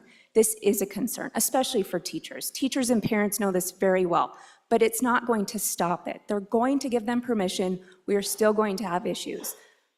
Cyberbullying, bullying is an issue. That's why I chose to not allow my children to have social media, because it's my job to protect them. So thank you, on and against. Representative Washut. Thank you, Mr. Chairman. I was a co-sponsor on the bill that failed introduction, so I support this idea, but I do have a question for the bringer of the amendment. And that is, it would seem to me that the legal counsel for the state would need some statutory authority under which to promulgate these rules. And I'm wondering if you could address where that authority might be. Representative Stivar. Thank you, Mr. Speaker. In the Wyoming Constitution, Article 3, Section 20, no law be passed by bill, no law shall be passed except by bill. No bill shall be altered or amended on the passage through either house as it changed the original purpose. This bill was defeated in introduction. Then you also need to go back and look at Section 3, Article 3, Section 34, general appropriation bills. On and against. Representative Lawley for your first time. Thank you, Mr. Speaker Pro Tem. The gentleman that the bringer of the amendment mentioned is from my district. And this father I've met with and talked to, his son committed suicide 2 weeks before Christmas. A good family, involved in their community, involved in their church, involved parents. And their son committed suicide in great part because of social media. There are parents that are asking for this. And many in my community, after this tragic death of this boy, the oldest in his family. So I understand if you don't need it, but if we say we believe in parental rights and the right of the parent to direct, and parents are coming to people like me and saying, I need help. I had no idea that my son had this app on his phone. It was a private app that the kids in the high school had set up, and it was a vicious thing. And it caused this young man to take his life. So it's a tool. You don't have to use it if you don't want to with your kids. If you think you've got that under control, I will trust that you do. Maybe you could be wrong, because I will tell you, this father thought he understood what was happening on his son's phone. He was not negligent in any way, or his wife. So I just ask you to consider that. the test isn't whether you would use it or you think it's a good idea. The test is whether it's a tool that parents can use to exercise their choice and their rights to really direct their children, because they don't have that kind of input. And it is easy to hide apps. It is easy. It's all too easy. And there are parents that are begging for this tool to use. And so again, on and for. And now to our Representative Andrew. Thank you, Mr. Chairman. I understand the why of this amendment. There's a lot of very concerning things happening, but what I don't understand, and my question for the bringers of the amendment, is how are we going to accomplish the how? In 2019, I traveled to China, and China blocks all American social media apps, anything like that. You cannot use that on the Chinese internet. But all I had to do was load an app on my phone called a VPN. And suddenly, everything worked, and not even the immense power of the CCP could stop me from accessing Facebook. Do we expect Wyoming to build a stronger and more overarching system of controlling the internet than China? Thank you. Okay, so far we've had 14 speakers. Each of you has the right to speak for a second time. I enjoyed being here till 11:30 last night. We may do that again. Anyone for their second time? To the sponsor. Thank you, Mr. Speaker Pro Tem. Members appreciate all the good questions and debate. I think I'll start kind of with the last one first, a good representative from Albany County. You know, how would this work? Much like we verify age on online gaming, those kind of things. So there's tools out there to verify that. I think, you know, the constitutionality question, I think, you know, much like amendments that were going to tell our university what they could and couldn't teach, or what doctors could and couldn't practice, all these things are probably up for constitutional debate. I think every action, and it's us 62 members that really decide that with your vote here in a few minutes. I think parental controls and being friends with your kids on social media, and you know their accounts, but you don't know their fake accounts because you're not their friend on that account. And and I'll just tell you, you have the largest companies in the world that are going after kids, and there is nothing in between them. I'm not talking about putting the government in between the social media company, and I'm trying to put parents, you, in between the social media and your kid.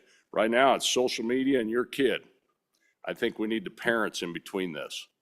Has nothing to do with the government stepping in. Because right now, you have no idea.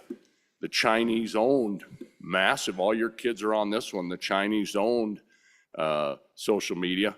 You know, 2 years ago, national trend, tear up all of your school bathrooms. Every bathroom in every school in Wyoming was destroyed and damaged because of a Chinese social media that your 13-year-old can, I don't know if you're friends with them on that, and they might have a fake account, you would have no idea. So now this past year, instead of tearing up school bathrooms, we got all the sinks back on and we got all that. Now it's hassle employees at the nation's largest retailer. We have 2 of those stores in Casper.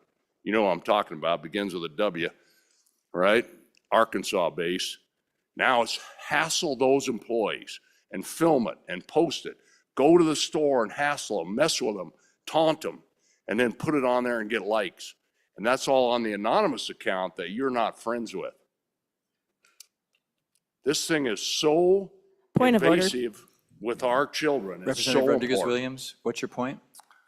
Mr. Chairman, we're debating the amendment. We're not insulting another representative's argument for or against the bill. Representative It's Harshman. making it personal. Representative Hirschman, please wrap it up. Okay, thank you, Mr. Speaker Pro Tem. And if you felt personally attacked by that, I apologize. That wasn't personal.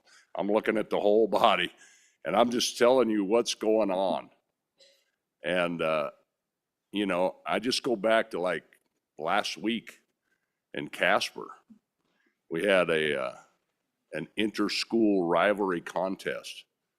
Man, afterwards, the anonymous fake sites got on and they were taunting each other's teams and doing all this stuff, taunting the coaches and the adults. And it's just really, really a shame.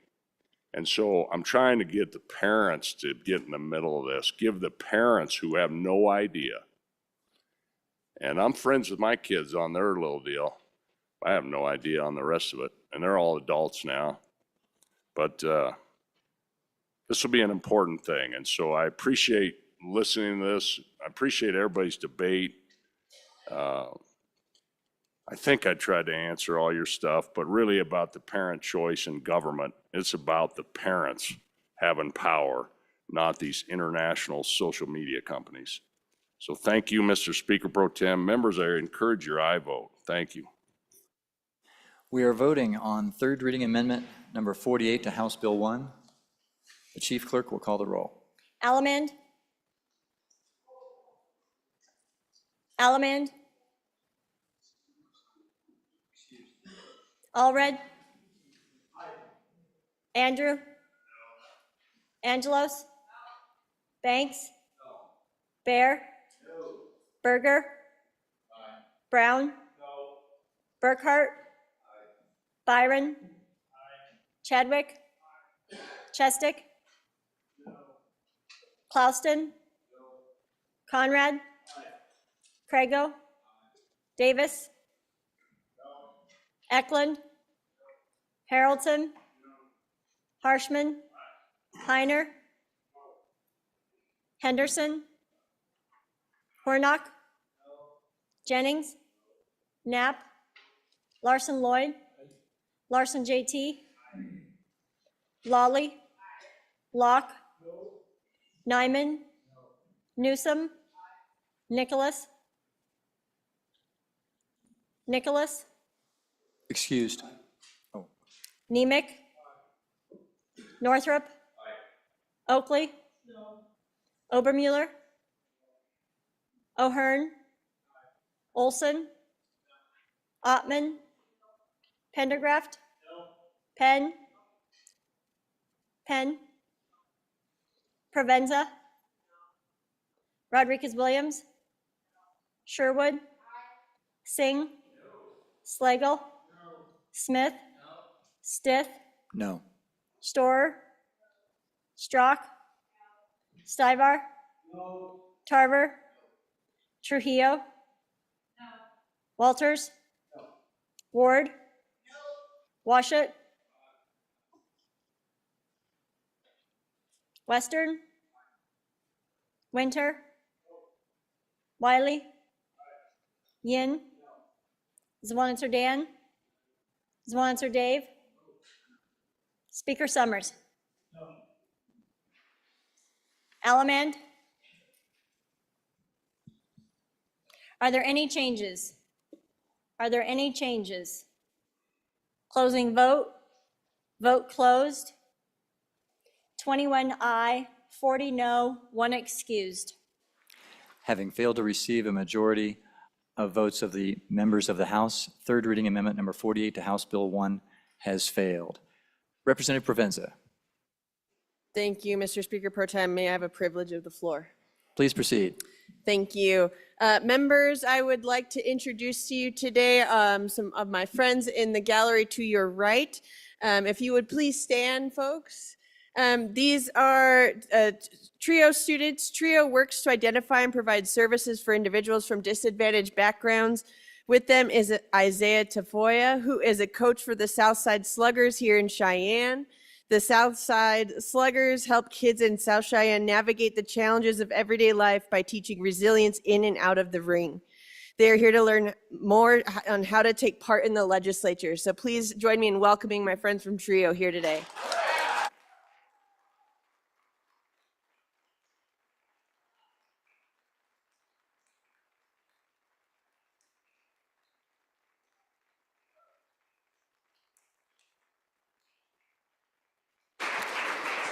So, welcome to the House.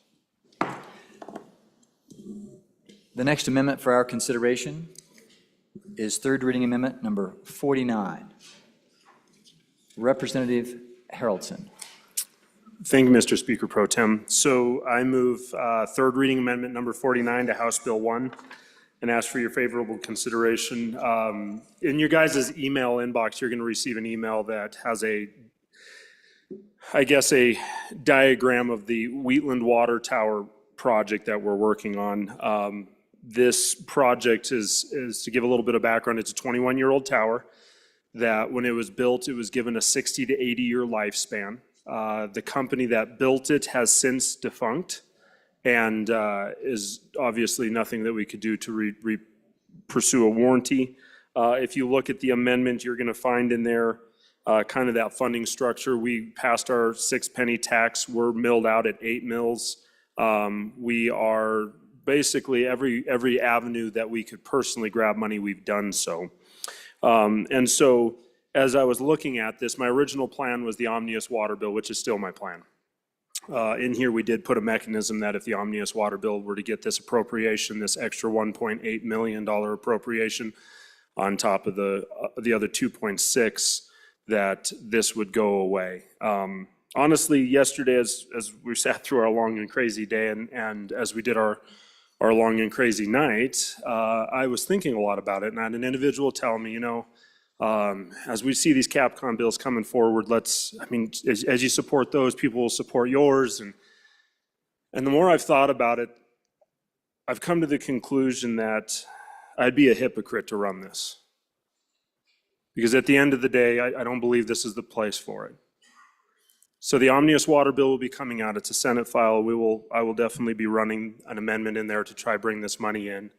And I really appreciate this process. If there's one thing I've learned over the last couple of years, it's the fact that we have a beautiful process in this state, and I appreciate it.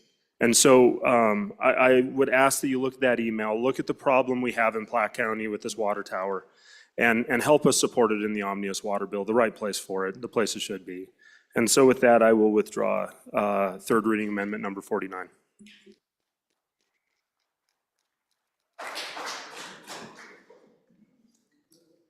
Third reading amendment number 49 has been withdrawn. Point of order, Mr. Speaker. So, Representative Zwanitzer. yeah, once you move an amendment, you can't talk about it and then withdraw it. It's in play. So you either have to withdraw it immediately, but once you move it, it's not allowed to be withdrawn under our rules. So I know we've already apparently moved past that, but maybe in the future to remind the body that's not allowed. Point taken. The next amendment for our consideration is third reading amendment number 50 to House Bill 1. Speaker Summers. Mr. Speaker Pro Tem, thank you. I'd like to move third reading amendment number 50 to House Bill 1. So what this is a grant, a mental health grant program to K-12. It's half the money that the previous amendment came on, and really is half the money that the consultants recommended for school nurses and counselors in the funding model that we ignored in the last recalibration. This is a 2-year program. You can read what it does. I believe this is totally constitutional. If you go to Section 34, the General Appropriations Bill shall embrace nothing but appropriations for the ordinary expenses of the legislature, executive, judicial departments of the state, interest on the public debt, and for public schools. And so in my small communities, there was a real reliance on ARPA dollars to try to help buoy the mental health services in schools. And it was an all hands on deck. This was our community mental health centers. This was private people, clergy, everybody pitching in. And I could not believe the number of kids that were in crisis in my small school of Big Piney. And these schools need, and all schools need, crisis support. And so I would urge you to support this amendment and stand for any questions. Representative Stivar, for your first time. Thank you, Mr. Speaker. On and against this amendment. We just got done doing a behavioral health redesign. And the community mental health centers have been working with our Department of Ed on this very issue. The 18.5 mil is about a 45%. The community mental health centers has approximately a 40.5 million biannual budget. 18.5 is 45% of their biennial budget. Talk with community mental health centers. That money needs to go to them because right now they're already working with the schools, because within the behavioral health redesign 35-1-613 in C, it says all children who have been referred to a behavioral health center by youth crisis, shelter, school, primary care provider, licensed therapist, or law enforcement will be treated for a mental health or substance abuse disorder. So this money would be better spent within the community mental health centers. So on and against. Representative Larson Lloyd. Thank you, Mr. Chairman. This is a topic in the vulnerable adult in mental health task force, where we were trying to decide what is, as we address mental health issues, what's the role of the schools in this? And there's a real concern that if we're not careful, you could, like we've seen happen, we can allow the requirement for treating a social ill be pawned off onto the K-12 system. And we heard from the schools, we heard from the Department of Education, we heard from all the agencies, is we have to be real careful, or we're going to have our school districts now be required to provide all the mental health services for children, and that's really what we need to try to avoid. And so one of the pilot programs that came out to the schools was this project where I think it was in like 6 or 9 districts, and the Department of Education pointed out that and in consultation with the Department of Family Services and Department of Health, that what we do need to do is make sure that the schools have a clear understanding of our expectation and then give them the tools to do it. And so they need to be able to screen for mental illness or mental issues. They need to identify them to a limit, control the situation, and make referrals. Now they can do that, they might be able to do that in-house or refer. One of the Project Awares was in my school district, and they kind of done a combination. When they referred, they had a contract with an outside provider, a community provider that came to the school, and also kids went there. So I think what we're trying to do with this amendment is and what we identified as gaps in the overall system was the resources to do this rudimentary, minimal screening, identifying, securing, and referring component. And that is because our current statutes have counselors and nurses within a district that are maybe one school in the district has a nurse, maybe one school in the district has a guidance counselor that may or may not have social work experience. And so how do we put into place, until we really get the policy in place, the resources that they can temporarily start making sure that the kids get the help they need, and also control and help us better understand how we implement this statewide and with our districts. We're going to have the rebasing coming up or recalibration, and we'll be looking at this. But I think that we have to give the school districts an opportunity to have the resources to at least make sure that the kids have a direction to go. And again, at the same time, be cautious that we now don't burden them with this expectation that we're going to, I mean, look what we do a school lunch now. We have it morning, noon, and night, and through the summer.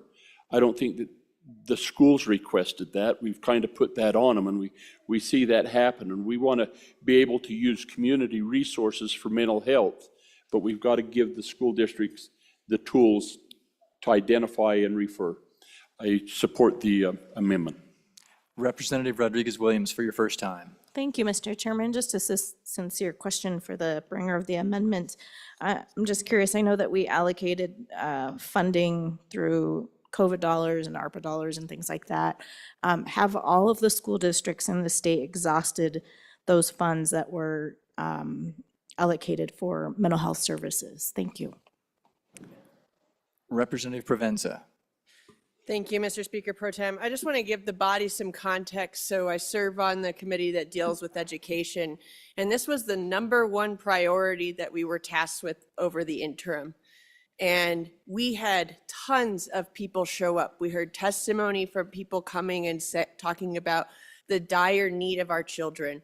And we talked about how kids can't learn if they're depressed. They can't learn if they're anxious. They can't learn if they're suicidal, and they can't learn if they're dead. And this is an important aspect of trying to put us in the right direction. So while we have to provide a quality education for all students, it's the unfortunate reality that mental health concerns is a part of that question now. Can we provide a quality education if we aren't addressing these needs? And the answer is no. And out of that interim, I think the committee felt maybe concerned that we weren't going to be able to meet those needs. This is one of the keys to the solution. This is a good amendment that's going to move us in the right direction to save kids and ensure that they can get the quality education that our Constitution guarantees them. Vote aye on the amendment. Representative Penn for your first time. Thank you, Mr. Speaker Pro Tem.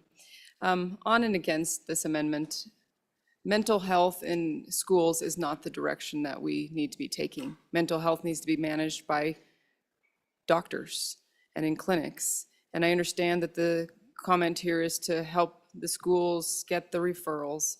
But the more I see government intrusion and interference in patient or in parent and child relationships, the more I am concerned about schools getting involved in this.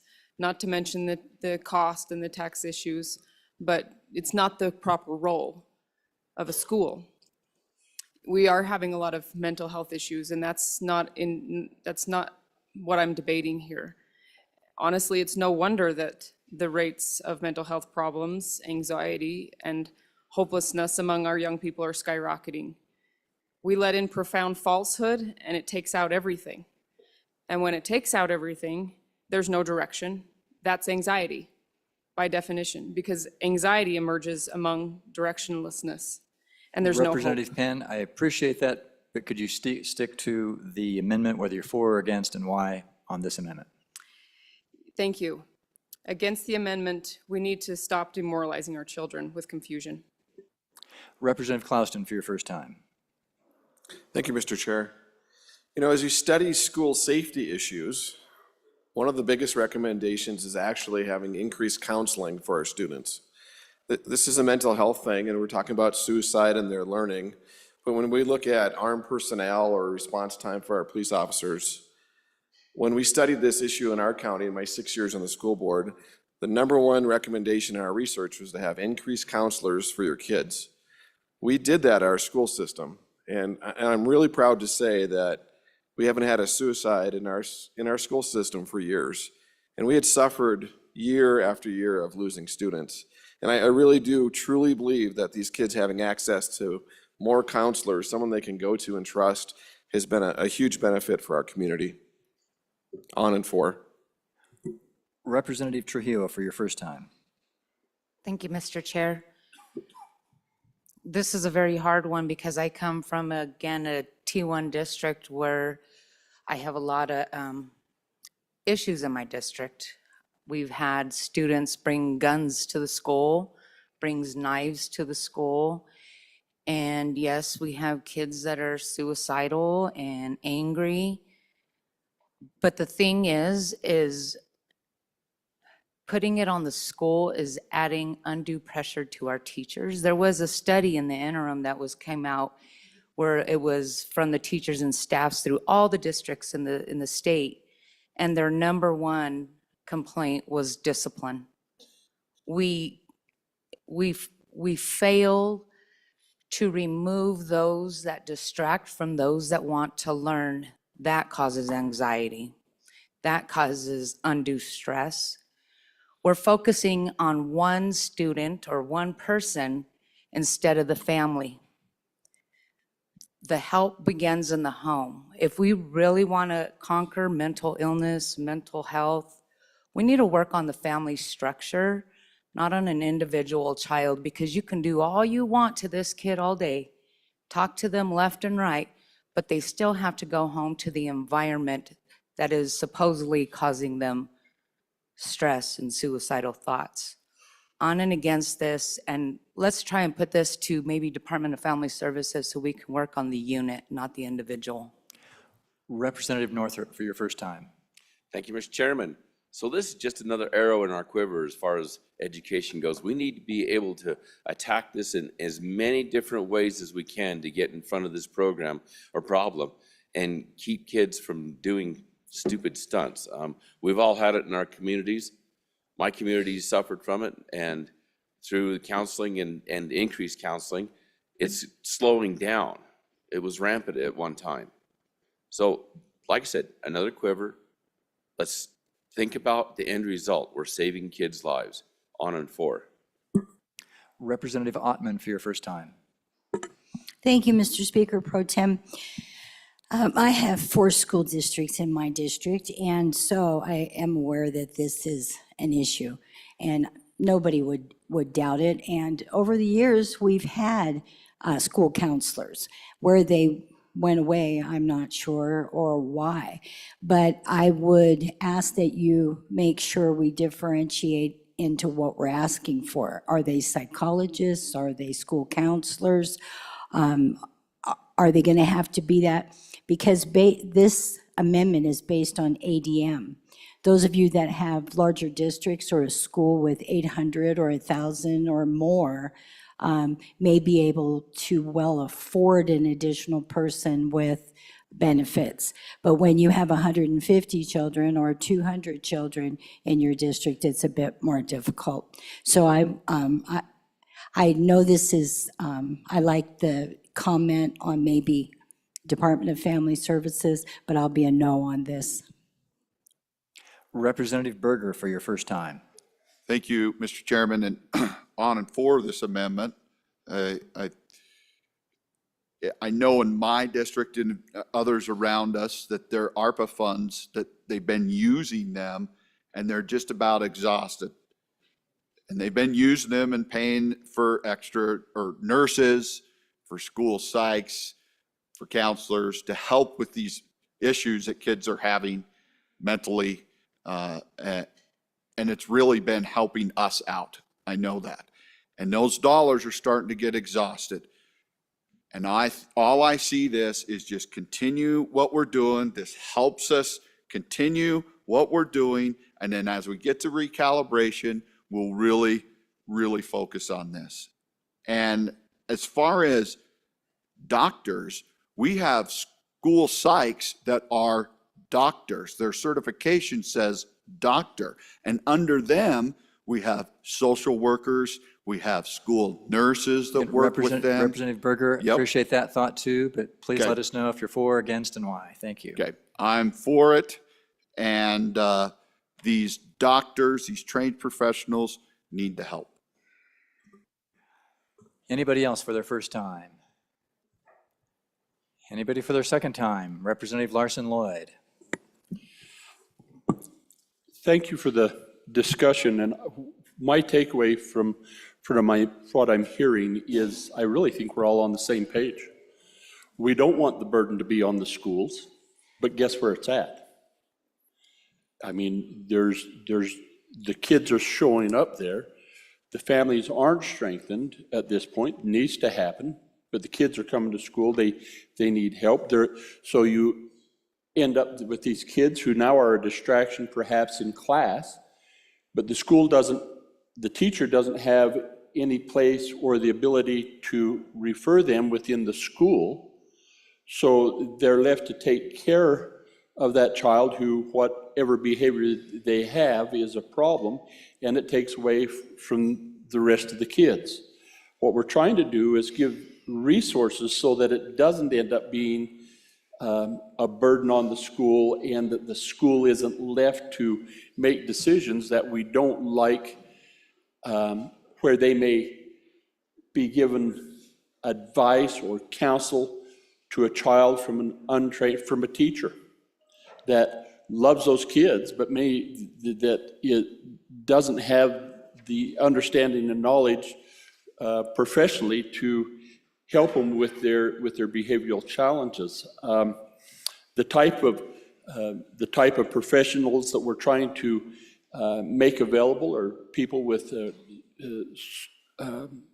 social work education. Traditionally, when, back in the day when most of you were in school, the high school counselor was a guidance counselor helping you plan for your future. Some of them had some component of social work, behavioral psychology type coursework, but wasn't the complete focus. We need to get more of that into the schools so that they can help identify these kids and then get them to the proper help. Now, the good representative from here in the capital city notes about the behavioral health redesign, and he's right.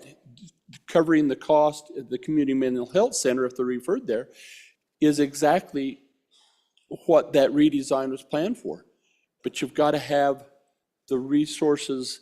It talks about, he read in there about making the referrals. Well, who's making the referrals? Who's identifying them? That's why we need to have those resources in K-12. So I think we really are all saying the same thing. We all have the same concerns, but we've got a gap in how we get it accomplished. I would again request your support for this amendment. Representative Stiver, for your second time. Thank you, Mr. Speaker. On and against the amendment.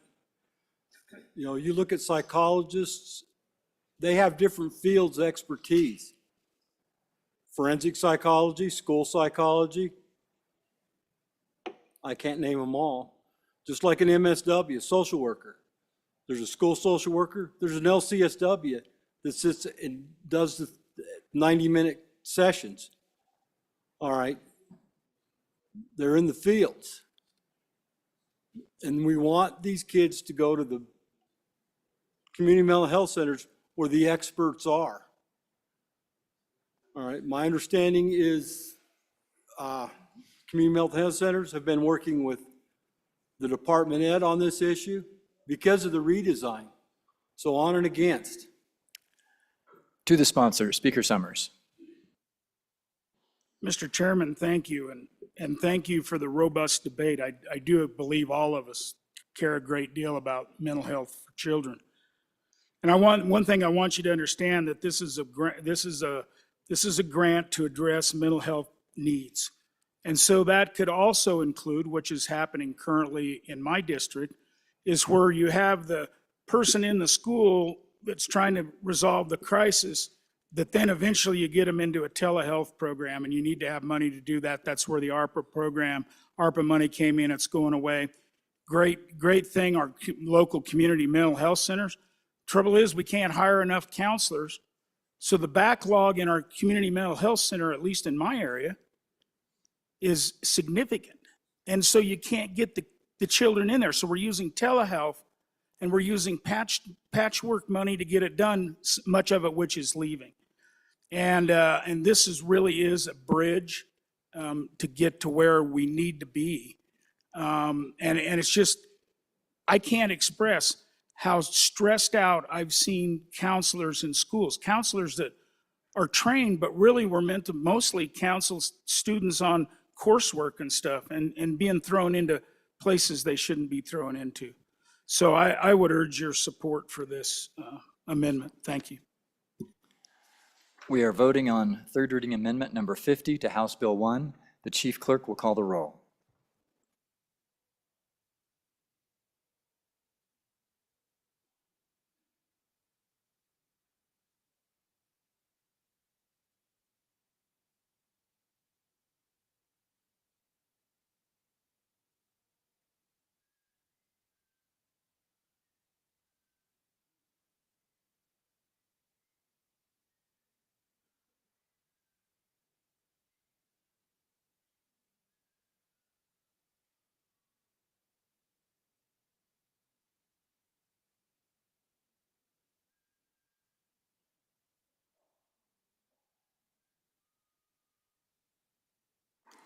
Allemand?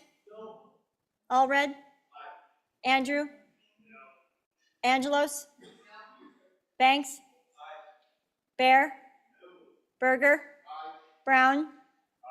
Burkhart? Byron? Chadwick? Chestick? Clauston? Conrad? Crago? Davis? Eklund?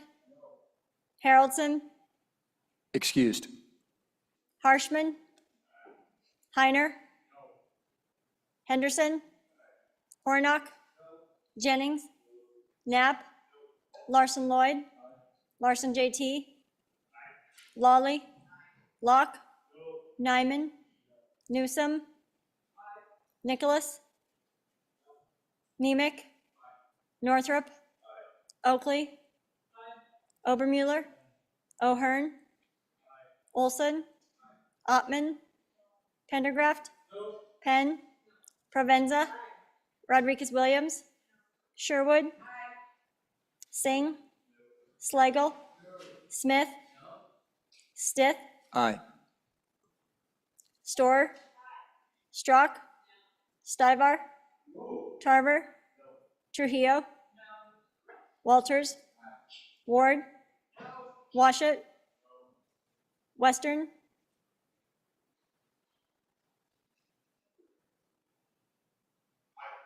Winter? Wiley? Yin? Zwanzer Dan?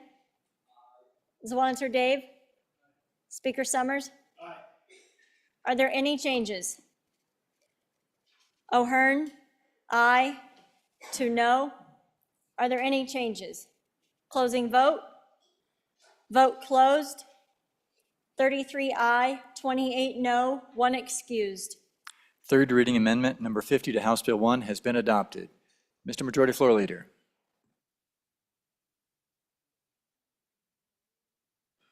Thank you, Mr. Speaker Pro Tem. I would move that the House would stand in recess until 2 p.m. You have heard the motion. All those in favor say aye. All those opposed? Okay. We'll have committee announcements. Chairman Newsom. Thank you, Mr. Chairman. Your committee number 6, Travel, Recreation, Wildlife, and Cultural Resources, will meet shortly, now at noon recess. And we have one bill, which is SF 60, 2024 large project funding. So grab your lunch and come on down to E5. Chairman Brown. Thank you, Mr. Speaker Pro Tem. Your committee number 8, Transportation, Highways, and Military Affairs, will be meeting in 7 minutes. So grab your food and get down there. We will be promptly starting at 12:30 to hear Senate File 15 and Senate File 17. Chairman Nicholas.